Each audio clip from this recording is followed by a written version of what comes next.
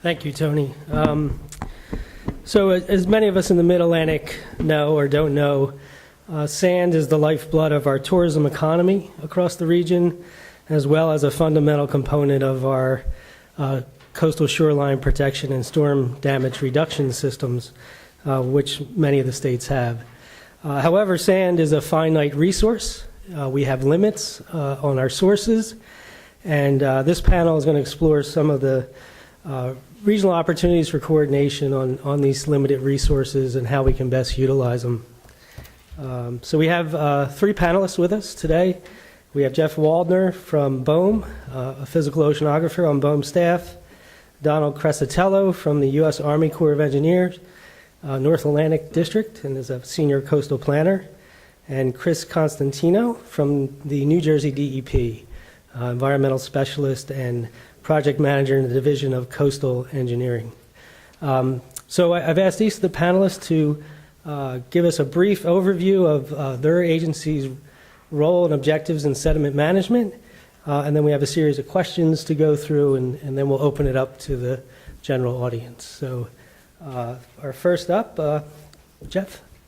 Thanks, Tom.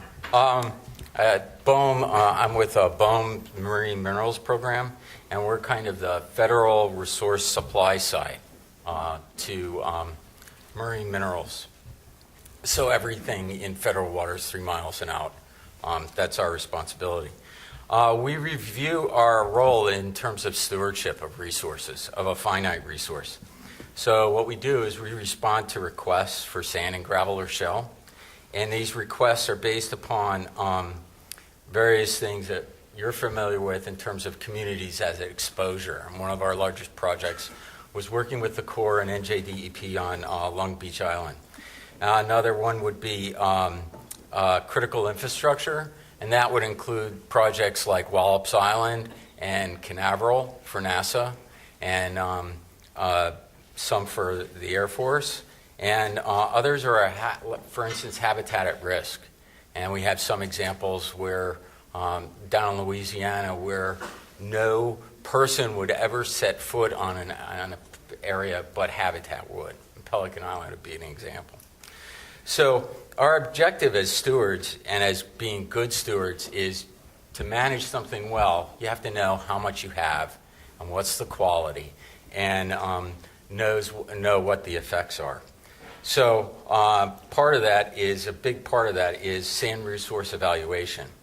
And as resource managers, we have to know, we've developed a national sand inventory. So this is national in scope. It's where resources are located in federal. So that includes not only the Atlantic and the Pacific, but the Gulf of Mexico and Alaska. And to do that, we've developed a marine minerals information system. So if you go to BOEM's Marine Minerals website, you can click on the National Sand Inventory, and I'll give you an overview of what that means and what the purpose and our objectives are, and also the Marine Minerals Information System. And that's a geographical information system that provides the elements that then feeds into the data portal for the Northeast and for the Mid-Atlantic, and also for the marine cadastre, the BOEM NOAA Marine Cadastre. So in doing so, we hope to give people a good idea of where information is located, so you can wander through there. I encourage you to go through all the areas on the data portal. It includes what we would call aliquots. Those are areas where there are, and that's live now, I think, where you can go and find out where in the Mid-Atlantic region or the Northeast region where resources are located that have been identified. And then we go through a period of other objectives are resource management and optimization. How can we best use our resources? Because these resources for municipalities, states, and the federal government for federal projects are offered at no cost. So the challenge is how do we manage those well? Because we all know when part of the problem is when something is at no cost, we might waste it. And we don't, since it's finite, we don't want to do that. So we've been very proactive in trying to do that, and in order to do that, we've looked at environmental studies and operational research in terms of noise in terms of dredging noise, in terms of acoustic noise, in terms of chirp systems, sub-bottom seismic profiling systems, what noise they emanate, things like that. So you go to our website, you'll have a lot of information in terms of research studies that we have ongoing and have completed that support those things. And then finally, and one of the reasons why I'm here and I enjoyed coming to the NRARC and Marco Macco areas is collaboration, partnership, and communication, because we're a small group, but we really, particularly as an oceanographer, I'm really geology and geophysics centric, but I realize as an oceanographer, it's probably the most interdisciplinary career objective, is where you have to be able to process everything from all different types of science. So it's really a good challenge, and one of the things is to be able to partner and communicate to people. So that's a really important part of our job, and to be able to listen. So that's what we do. Thank you, Jeff.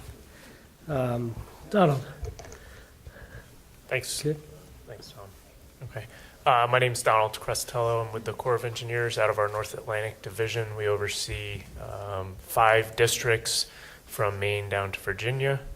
We're basically in the business through our Civil Works program of coastal storm risk management, navigation, and ecosystem restoration. And those 3 business lines all require the use of sediment, and primarily sand.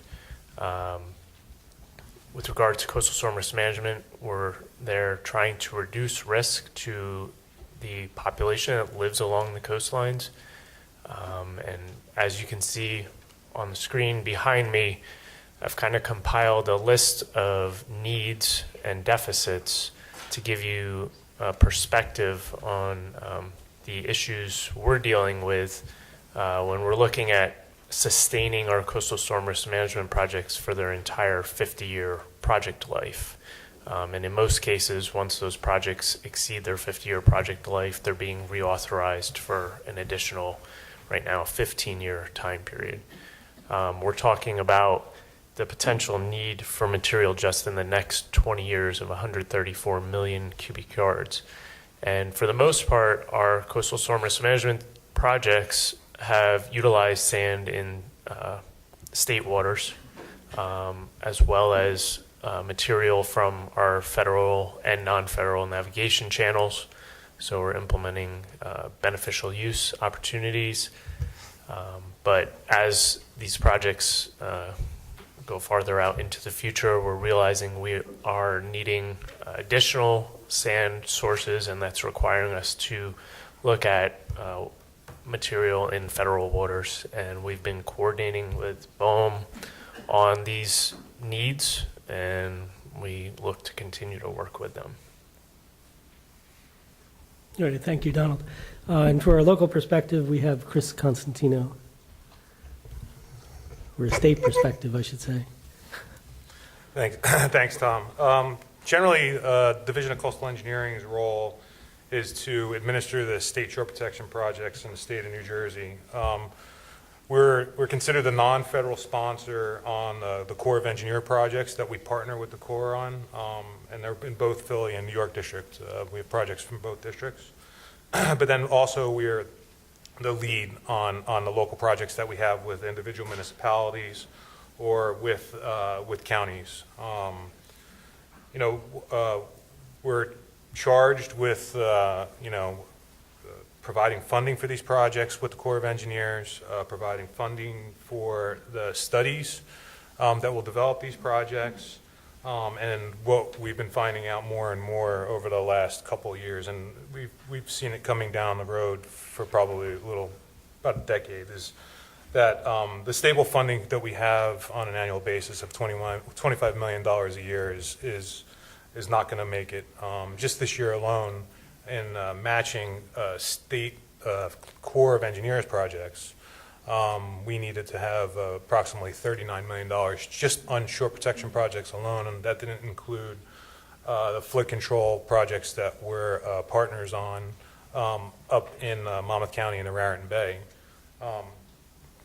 To that point, we've even had to go the route of actually going and financing over a period of time with the Corps to pay for these projects. But we took on that risk with the Corps because we felt that these projects, have a need and there's a purpose, and that they serve, an important role for us. We act as the liaison between the Corps of Engineers and the municipalities, but also with the resource agencies when we're going through, regulatory approval processes and trying to identify sand resources and make sure we're not impacting habitats and certain species. Some of the challenges that we've been having recently, and Donald just kind of gave a good slide on that, is our sediment budget and what we need for the life of these projects. And we're trying to come up with innovative ideas to do some regional sediment management within the project footprint that we have, also across multiple projects working together, to try to balance out the resources that are available as far as sand is concerned. But it's difficult. There's some difficulties. The quantity of sand that's available, like Donald said, is limited right now in our currently authorized borrow areas. So we are in a process of working with the Corps, working with BOEM, working with NJGS to identify new sand sources. And it's becoming more and more apparent that they're further away. Our bars that we use in the offshore waters aren't replenished.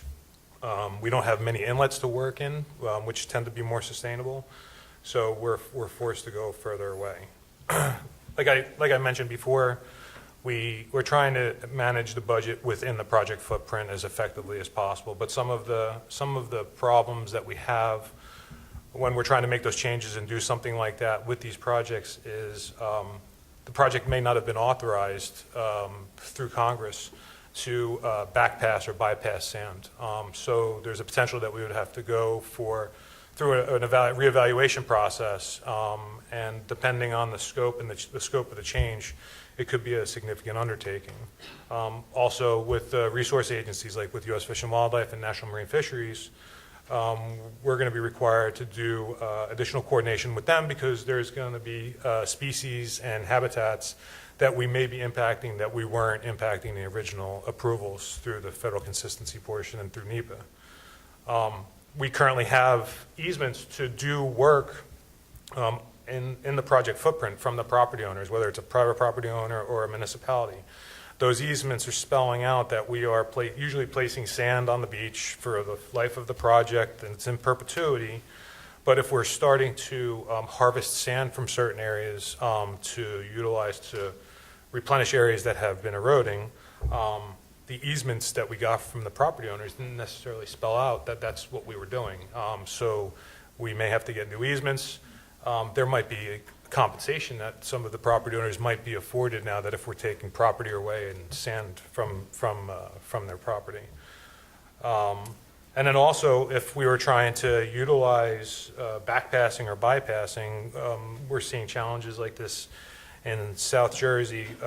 The sand is privately owned. So, like I just alluded to before, if we need to harvest sand, not only are we paying for the project to have the sand placed in the footprint of the project to the design parameters, but we're also going to have to pay an additional cost to pay the property owner to take the sand from them. We're working on a lot of these projects with all the resource agencies to deal with whatever impacts we might have on the resources, whether they're permanent or temporary, and that sometimes involves doing significant studies, some modeling, and things like that to determine what the impact would be and what we could do to mitigate or offset the impacts, depending on the scope of the impact. But also recreational concerns. Are we impacting the surfing community? Are we impacting the fishing community, recreational fishing, especially with the offshore bars and going to the lumps? That's been a significant concern with both the recreational and the commercial fishing industry, and that's something we're trying to work through with them and with BOEM and everyone else when we're developing these next borrow areas.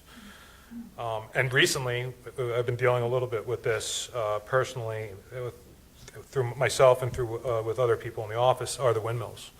You know, we have all these areas where they want to put these new farms in place. Are they going across areas that might be a good source of sand? Are the transmission routes going through a borrow area that we already have existing? How are they interfacing with our existing projects? How are they interfacing with our shore protection structures if we have a seawall or a jetty or a groin? Outfall pipes that are going out onto the beach. What do we have to do to make sure we protect them? What can we do to work together with them too? Because they have a need and we have a need. Is there a way to kind of collaborate and come up with a compromise that we both can work with? And we had some success with that off of Atlantic City on one of the original leases that was happening in Shore.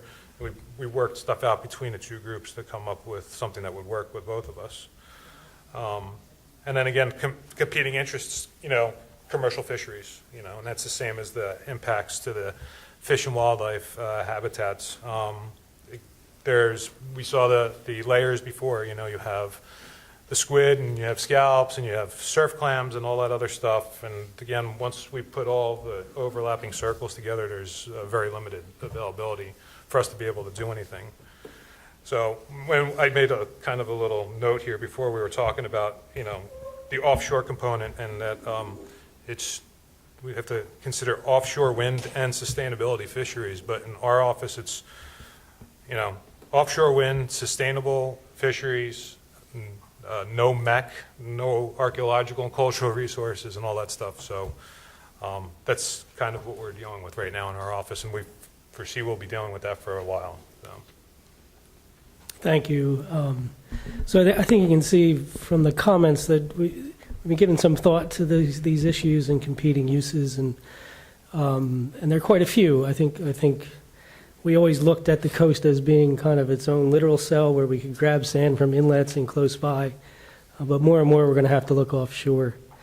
And Chris, you just presented quite a few conflicts in your points, and as we look out as a region, where do we see opportunities where maybe the region as a whole can address some of these competing use issues and work towards resolving some of them so we both have enough sand and the offshore wind resources and other resources that we would like to see on the outer continental shelf? So, I mean, I personally think that we've been working with the task force that was discussed before, dealing with offshore wind energy. And I think continued collaboration with those groups, and it's been not only State of New Jersey, Coastal Engineering, and DEP, and the in-house the groups from the state that are dealing with it. We're meeting with the Corps of Engineers. BOEM has been at the meetings. We're doing everything we can to make sure everything's on the table with everyone. So when we're looking down the road, if we have to identify a borrow area that's further offshore that might serve the purposes for both districts, New York and Philly, we're looking at it way ahead in advance, and we're all on the same page when we're trying to identify this. Yeah, for me, you know, like I said, I'm a geologist, so I'm a map guy. So I think one of the great things about having the portal and the MMIS, like I said, and the cadastre, is the source of information and getting that information out there. And there's a wealth of information for researchers. I mean, like I was just saying, if you realize that most of the sand off the coast of New Jersey, off the Delmarva, is Holocene, Pleistocene between 7 and 10,000, 12,000 years. We've sampled that. That is a history of sea level change during glacial periods, which is a really good precursor, really good indicator of what we're facing now. So this data and solution sets BOEM has acquired over the years and has acquired recently with Hurricane Sandy, where we've archived these cores at Lamont at Columbia, their geophysical observatory, where they've refrigerated cores worldwide, and they've been preserved, they've been scanned. That information is out there. So we have, it's open to everybody, but it's also open to like, people that want the information that says, oh, there's bottom, what is the bottom conditions in this region? We have side scan sonar data, so we could do, you could look at backscatter for sediment type. So maybe we can look at what is the relationship between some of these new fish studies that are coming on board, and those kind of connections. So getting the data out there and getting people really thinking about what the data means, what can it show, how can it be relevant to me? Not only the geology, the physical part, but what about how does it influence biological conditions? I think is really exciting, and hopefully we'll see people like use that data and become educated and not say, oh, gee, it's not just a Home Depot full of sand. Sand is really concentrated in small areas. And Doug and Douglas mentioned this, that it was, compatibility is really important. It's really, really important. The right grain size for the right beach. If you put Sandy Hook sand on Cape May Beach, it's going to totally change the profile, and vice versa. If you put Cape May sand on Sandy Hook, it's not going to last very long at all. So the problems that it does create, long term, we have to find compatible sand, and it has to be accessible. It has to be accessible by a dredge, and that's something else that people say, oh, there's sand all over the place. Well, it might not be thick enough. And the analogy there is, it's the mulch pile that you get dumped, in your driveway. That's accessible. But when you spread it out and that 5, cubic yards of sand, of mulch gets spread out, it's so thin, like, where did it go? And that's where a lot of the sand is. So we have to find those areas where it's actually thick enough that you can dredge and it's accessible. So those are challenges. All right. Donald? So building on what Jeff talked about with the idea of getting a better handle on the data, we've been working with BOEM to help them understand the needs. So it's good to know what's out there, but they really need to also understand what our need is to help sustain just the federal coastal storm risk management projects.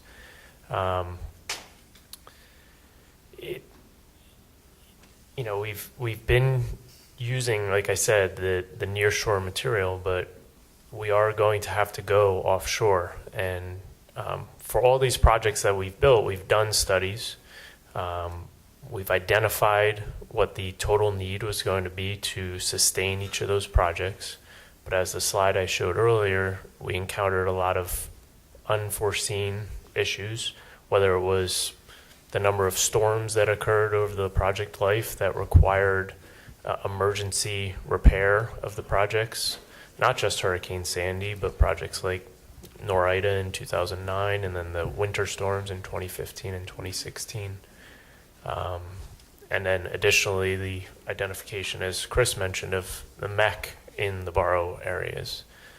So I think having a better handle on the overall need will help us coordinate and move forward to address the project needs, hopefully.